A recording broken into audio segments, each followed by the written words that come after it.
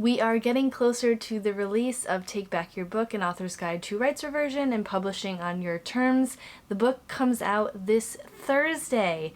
It is my first nonfiction book for writers, and it's my first self-published book, so I'm so excited on so many levels. Today I'm going to talk about how much it cost me to self-publish this book. Why, might you ask, would I tell you how much it costs to self-publish this book? Well, I always get really excited when indie authors talk about the cost of publishing their books. It varies so widely depending on fiction or nonfiction, and I think it's so fun, and I hope it'll be something you enjoy as well. I put out a community post asking what you were excited to see the most, and an overwhelming amount of you wanted to know how much it costs to do pretty much everything for this book. So I am so excited to share that with you today.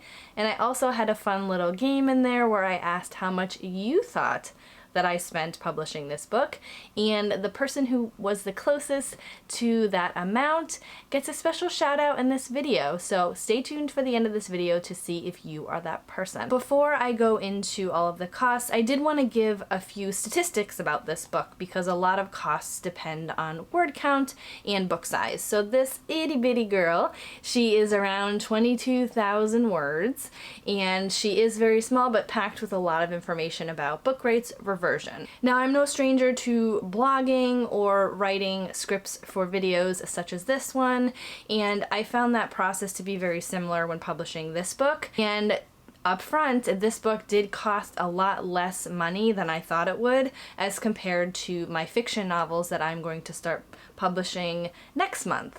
So be sure to take that as you will. I'm breaking down the costs into 3 sections, so it's going to be editing, cover, and post-production. And this is only including the textbook. I am planning on putting out a companion workbook to this textbook for people who enjoy taking part in writing exercises and different ways of tracking your rights reversion and what you can do after reversion. So this is just the textbook for now. I will do a companion video if you'd like to see how much it cost me to produce a workbook. There is a little different of a process I am taking with that one because it's my first workbook and I want to make sure that it's perfect for anyone who appreciates a workbook. So if that interests you at all, let me know in the comments below if that is a video you'd like to see. Also, I did not include any business setup or anything I did for my publishing company up front, or any software that I purchased to manufacture these books, which I will go into a little bit shortly. This is just how much I spent for this textbook specifically to get it ready to get onto all vendors, because I am going wide with this book, which means that I am publishing the ebook and paperback on as many vendors as I can. In terms of editing, so I put this in a category of developmental edits, which basically means looking at the big picture and the structure of the book. And I spent $0 on this. Let me tell you why. So I heavily used the expertise of my critique partners. So I had a mix of traditional, hybrid, and indie published authors take a look at the book, and those who write nonfiction and those who don't write nonfiction, and also having them in different parts of their author career. So I had people who have published over 10 books, someone who was publishing their first book, and in between. The reason I did that is because this book specifically does not just belong to people who are in traditional contracts hoping to get their book rights back for self-publishing. This is also for authors who want to get to know the traditional publishing model and also make decisions of their author career based on that model. So I wanted a myriad of different people, and I was so excited to have so many different authors read this book and help me out in terms of structuring the book and creating a story arc, because when writing a nonfiction book, it's not the same story arc as you would for a fiction novel, but it does have to have some sort of structure that makes sense for the book and also makes it a compelling read. So after this developmental stage, I revised the book once more, and I also used the software Pro Writing Aid, which I have the plugin connected to Microsoft Word, and I used that to do more of a copy edit, which was any grammar issues that I had, and also style choices within my writing, and then I sent it off to my proofreader. So you might be wondering, because on this channel I have talked about different types of editors before, why I didn't choose to go with a developmental editor or a line editor or a copy editor. The thing about indie publishing is that you are the publisher, so you have to make all of the decisions and you are dishing out a lot of this money up front to publish your book. Now at the point I was also working on producing the Reverted book, my first Reverted book, and to get that ready for publication. That's a fiction novel, and I put a lot more of my editing costs into that book versus this one. And that was just a choice that I had to make, and I honestly don't have any regrets. So the only editing cost I paid for this book was my proofreader, and that was $154.78 based on that 22,000 word count. This is actually my first time using a proofreader or seeing a book after a proofread. Usually with my traditional books, I wouldn't see the book after copy edits because I was with a digital first company and that was just their process. I know some authors do see their book after formatting and proofing, but I never did, so this was a fun experience to be able to have with this proofreader, and he was absolutely fantastic. I went on the recommendation of a friend and I have no regrets at all. So the total for editing was just the proofreader at $154.78. So next we're going to talk about the beautiful cover for this book, which was by Miblart, and I don't ever know if I'm saying that correctly, but I will put a link in the description box below in case you want to check them out. And I absolutely loved working with them. They absolutely nailed this cover right out of the gate. So the only change that I had them make was to change the image. They had a different image initially, and the hand holding the book, I didn't really like the way the book looked. It kind of blended in with the background, so I'm very, very happy with working with them, and they were fantastic. Also, the only difference between the ebook and the paperback is that the ebook has a border around it because I really wanted it to stand out on the ebook platforms, and with the paperback and the hardback there's no border around it, it's just the white. So the initial design of the textbook in ebook and paperback was $170. I do want to say that I had a discount code, so I am a member of Ally, which is a fantastic organization for independent authors, and they have so many benefits, which I'll mention another huge one in a minute. But they did have a coupon code with Miblart, so I was able to use that and get my book designed at a discount. I love discounts, and this membership has saved me so much money already, and I've only been a part of them for a year. I do have an affiliate link for Ally in the description box below if you would like to check them out. I highly, highly recommend it. So I also wanted a hardback cover for this book. So because the design was already there and they just had to change the dimensions, so I spent an extra $30 to have that designed specifically for hardback. And it was a little bit funny because I assumed that when you said hardback, that meant the dust jacket of a book. It does not. You need to say dust jacket. So I was a little upset with myself for not understanding what that meant, and you know, I had to be very specific with my language, which I will be in the future, but I am actually going with a case laminate for this book. It's currently on order with Ingram Spark. They have been taking forever to do everything, which you can see all about that in this video right here, but I haven't received that yet, but I'm a little bit excited to just have the case laminate, which basically means that the actual hardback cover is the cover, like there's no extra paper around it. In case you don't know what the difference is, so this is a good friend of mine, Jenna Moressi's book. So this right here is a dust jacket, and with a case laminate, it basically means that, so this book, GMC, is just the book. There's no dust jacket at all. So this is what case laminate, and this would be dust jacket, which I didn't necessarily know up front, but I am happy enough with the size of this book that I'm really okay with having the case laminate. Again, we will see when I get the book, but I did want to explain that in case you were like me and didn't know the difference. I just assumed hardback meant dust jacket, and I was wrong, but that's okay. And obviously, if I do have an issue with the way the case laminate looks, I will try to get that designed. But also too, when I was setting up this book on Ingram Spark, the hardcover, I looked at the difference between the price of doing case laminate versus dust jacket, and dust jacket was a little bit more expensive to produce, so I think that's a mistake turned into a win because I do want to make, obviously more royalties off the book, but we shall see when I get it. So the total for the cover, including the initial design and the hardback, was $200. So we're moving on to post-production. This is actually formatting the book, getting the book onto vendors, and getting proof copies. So I'm going to talk about ISBNs first, and the reason that I went with my own ISBN for all of my ebooks, the paperback, and the hardcover, but I'm going to talk specifically about ebooks, is that I wanted my publisher name to be the name that you see on the vendors. If you use, say, for instance, KDP Amazon ISBN or Barnes & Noble ISBN, they're free, yes, but they also put Amazon and Barnes & Noble as the publisher, which I didn't want. So I opted to pay for that. And in late 2020, I paid for a 100-pack of ISBNs. It was the next step up from 10, and I knew I was going to use more than 10. So I put that money all up front. So technically, with the money that I spent, so it was $575 for the 100 ISBNs, which means they're $5.75 each.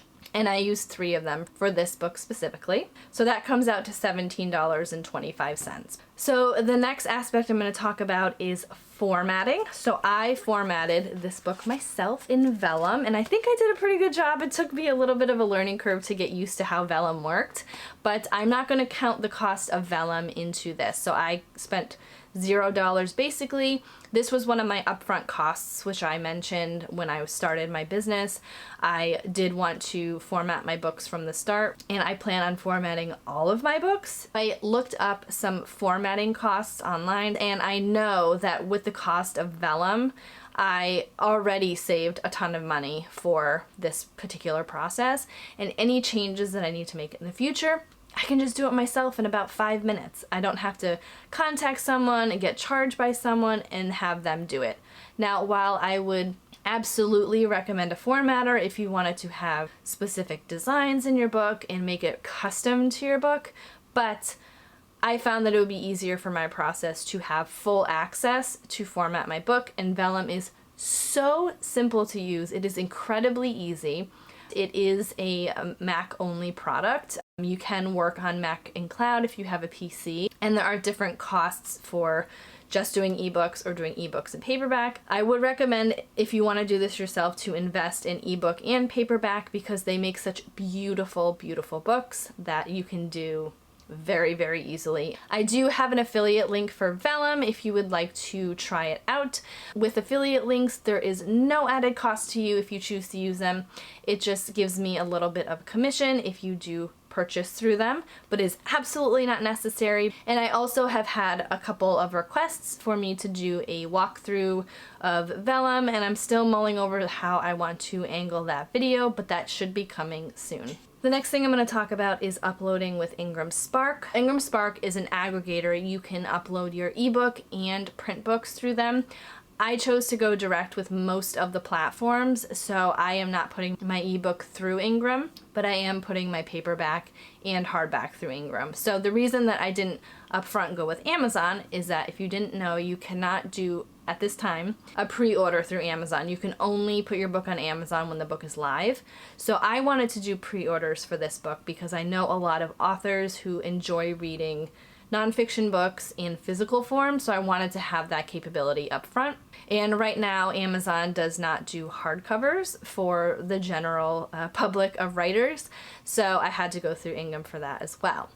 So with Ingram specifically, you do have to pay to upload your book and any revisions that you make after that. So if you choose to upload both ebook and paperback, that's $49, and if you just do ebook, it's $25, and any revisions you make after that for ebook or paperback or hardback or any physical copy that they do, it's $25. So as I mentioned before, as a member of Ally, you do have access to codes that you can use on Ingram Spark and that you don't have to pay anything for uploads and revisions. There are restrictions on this, and this whole process has been recently updated through Ally, so that's definitely even in itself has paid for my membership with the amount of times I've uploaded and done revisions as I've gone through this process for the first time. So 100%, if you want to use my affiliate code, I would so appreciate it. If not,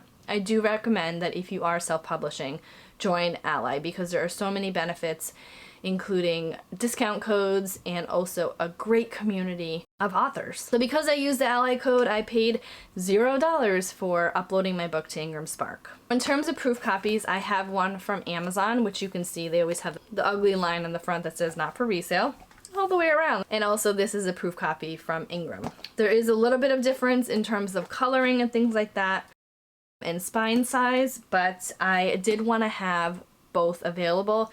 I found during my proofing blog, which I will link in the cards, that there were some sections in here that I really couldn't quite see in vellum. I suppose I could have looked a little more in depth with the PDF proof, but I noticed while I was reading this book that there were certain things I wanted to shift around in terms of formatting. So I don't have any regrets at all, even though, you know, this book pretty much now is not a good representation of where this book is now. For this proof specifically, I paid $10.12. That includes the printing cost of the book and also shipping. I have to say it was pretty high on shipping. The proof cost was actually not that much. So with the Ingram Spark proof copy, I did get expedited shipping because Ingram has been so slow lately. So I wanted to get this book as soon as possible to make sure it looked beautiful, and it does, and I'm so happy with it. I paid $22.57, so most of that was the expedited shipping. The actual proof doesn't really cost that much. And then, as I mentioned, on the way is my hardback proof, and they didn't have expedited shipping available, so who knows if it will even make it before my book releases, but I paid $14.14. That includes proof copy and shipping. So the next thing I'm going to talk about is copywriting my book. Now, in the United States, once you write a story, the copyright is automatically yours, but if there was any question about it, registering your book with copyright.gov, as I said, in the US. If you are in another country, please look at your country's rules when it comes to copyright. But I wanted to copyright this book to make sure, absolutely, if there was any question in a legal situation, this book is mine. So currently the copyright website is down, so I have not actually done it yet, so I am going to be on that this week. So from the costs on their website, it costs $45 to register the copyright, so I included that into my budget for this, and hopefully I can get it done before publication. But you can copyright your book at any time. Usually I would wait until it was the final copy of the book so that everything is perfect and legal and everything is good. So I did find that information, all about that, in Helen Cedric's book, Self-Publisher's Legal Handbook. This is a very simple book to read. I am not someone who knows much about anything with legalities and all that, and I learned so much from this book. So if you are interested in self-publishing, I recommend this book. I do have a link in the description if you want to check it out, because it's definitely a guide that I have been accessing since I bought it, basically. I read the book cover to cover and I made some notes, but as I'm going through this process, I have been referencing it so much. So the total for post-production of this book is $109.08. So the total cost for publishing this book is $463.86. So I did a quick calculation on how many Amazon ebooks and paperbacks I would have to sell. Amazon really gives a lot of that information up front when you're setting up your book and how much you're making per book. So in order to break even, I would have to sell 135 ebooks or 140 paperbacks or some combination of the two. So that's before I see any profit on this book, which I think is pretty good. I think that is a achievable goal for me, especially as I'm moving away from the traditional launch-only model for publishing, where I plan on doing a lot of things with this book as long as I can, because I think it's an important topic that will become more and more relevant as the publishing industry shifts. So I did want to shout out Zoe Zerlot. I hope I said your name right. You were the closest when it came to how much I spent with your guess of $2,750. So congrats for winning. So I spent way more than this, and I already know without doing all the calculations on my next fiction release. So if you are interested in seeing a breakdown for that book, do let me know in the comments. And also, to continue this game, if you want to guess how much that I spent on publishing that book, do leave your guess in the comments as well. And if you are close to the amount that I spent, you will also get a fun shout out. So I hope this was an informative video for you, and next week I'm talking about my next book series, the one that has been reverted back to me, and all of the book covers and my process dealing with a book designer and some tips and tricks for you for when you are designing your book cover. So be sure to hit subscribe and the little notification bell next to it so you know when that video goes live, and I'll see you next week.